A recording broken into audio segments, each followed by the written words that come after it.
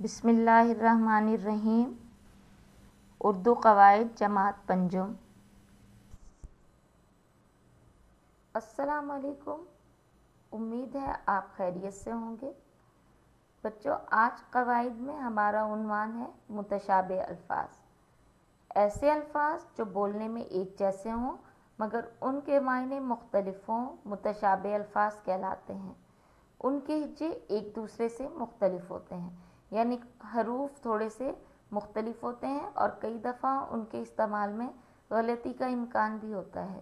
بچوں، غلطی کا امکان کیوں ہو جاتا ہے؟ کیونکہ بظاہر بولنے میں لفظ ایک جیسے لگ رہے ہوتے ہیں تو وہ لکھنے میں حروف کی غلطی بھی ہو جاتی ہے، لیکن ان کے معنی ایک دوسرے سے بالکل مختلف ہوتے ہیں. اب یہاں ایک لفظ دیکھیے، عرض.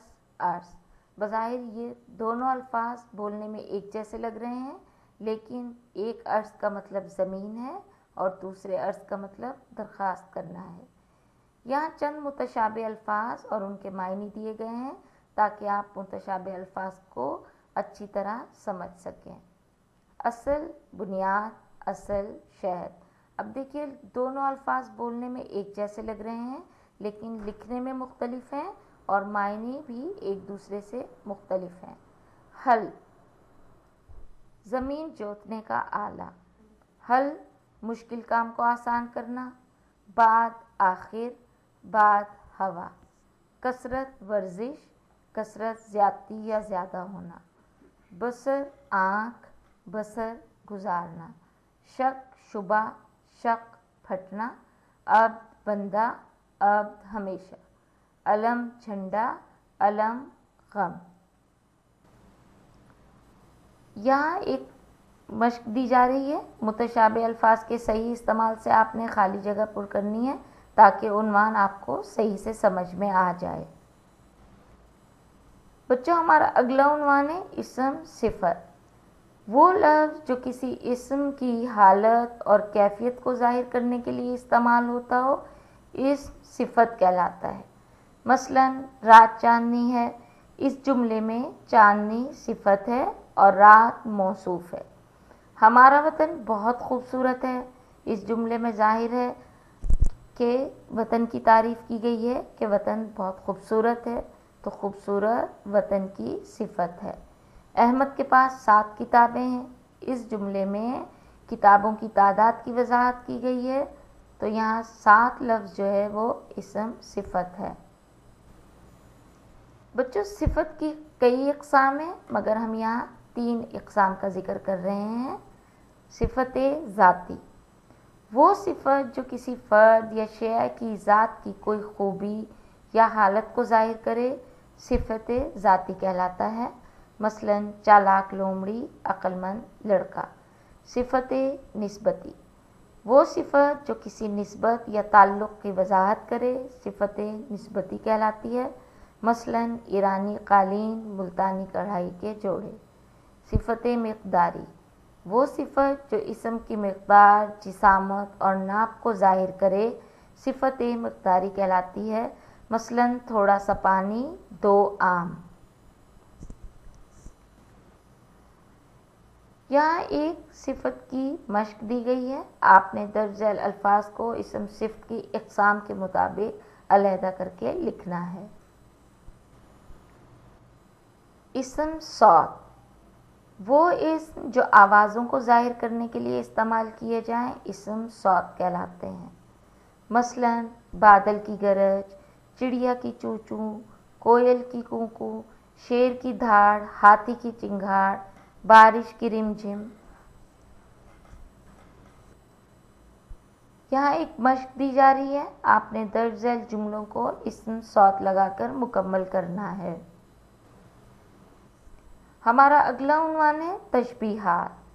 ایک چیز کو کسی بھی خصوصیت کی وجہ سے دوسری چیزوں کی مانند قرار دینا تشبیہ دینا کہلاتا ہے. مثلا اگر کوئی شخص بہت بہادر ہے تو ہم اسے شیر کی طرح بہادر کہیں گے. کوئی اگر بہت سست ہے تو ہم کہیں گے کہ یہ کچھوے کی طرح سست ہے. کسی کے ارادے اگر بہت مضبوط ہیں تو ہم کہیں گے کہ وہ چٹان کی طرح مضبوط ہے. بندر کی طرح نقال، پھول کی طرح نازک. اردو زبان میں بہت دلچسپ تشبیہات استعمال کی جاتی ہیں، اور تشبیہات سے پہلے جیسے، گویا، سا، سی، طرح جیسے الفاظ کا استعمال کیا جاتا ہے۔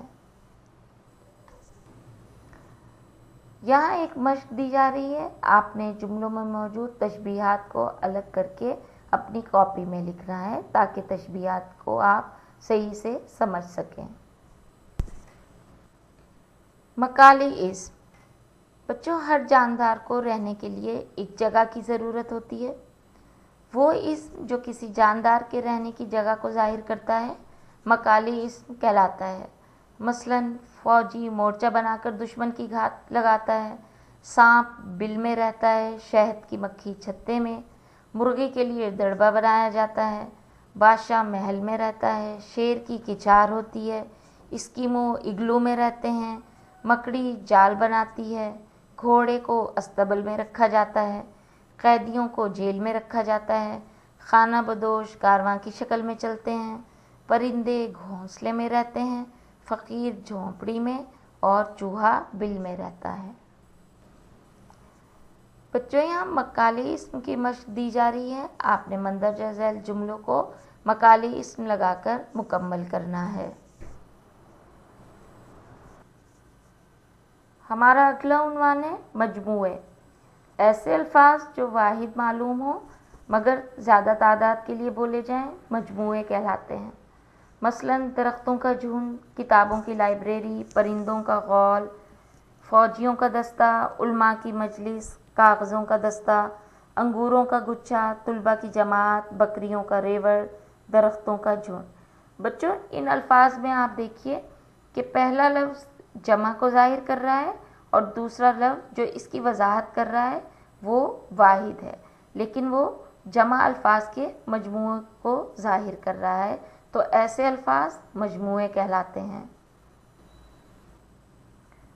بچوں، یہاں مجموعے کی ایک مشق دی جا رہی ہے، آپ نے درج ذیل جملوں کو مجموعے کی مدد سے مکمل کرنا ہے۔ بچوں، امید کرتی ہوں کہ آپ کو تمام عنوانات سمجھ میں آ گئے ہوں گے۔ اپنا خیال رکھیے گا، اللہ تعالی ہم سب کو اپنے حفظ و امان میں رکھے۔ اللہ حافظ۔